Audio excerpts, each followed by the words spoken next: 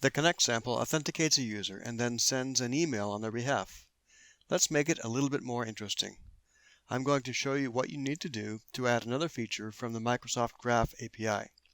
I'll add a button to the app that goes out and gets the number of messages in the user's inbox. To do this, I need to add code to the app in 4 places and then add an application permission, or scope, to the app's registration on Azure. Let's get started. Okay, let's go ahead and add some code into the app. We'll start by adding the REST call into my REST interface. This is a retrofit call, and that actually gets the message count. Now I'll go to my controller and I'll add a method that makes that REST call. And then I need to go to the main activity, and I'm going to add a button to call this logic. I'll go to the activity code behind, and I'll code a click event handler. And that's the only code I need to change in the app. Now let's go ahead and run it.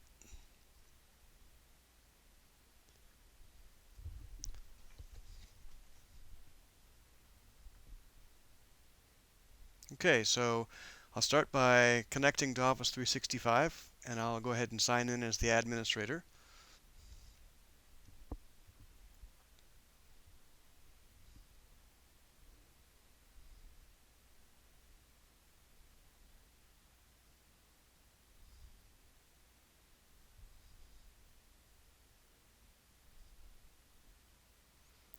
Okay, now that I've signed in, I can try to get a message count.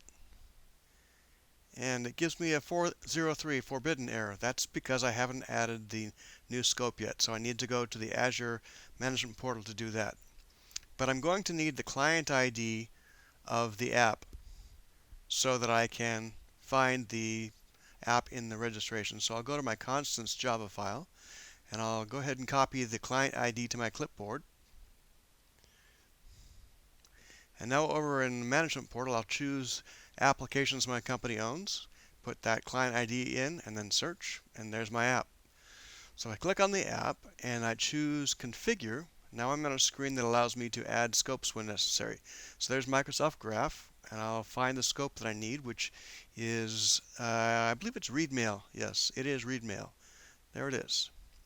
Now, how did I know that was the right permission? Well, if I go to the documentation for the API, and you can see that one of the prerequisite is that I've got this scope called mail.read. So that's how I knew which scope to add. All right, so let's go back to Azure and make sure that's checked, and now I'll save that change. This will take just a minute.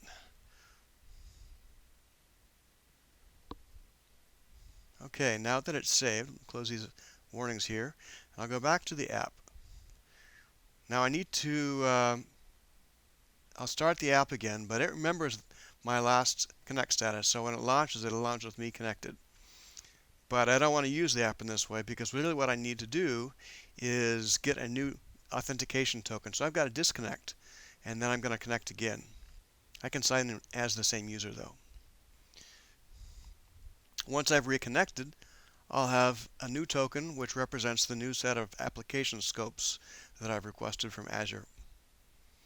And that will allow me to, as you'll see in a moment, it will allow me to read mail, or in this case, read the number of messages that I've got.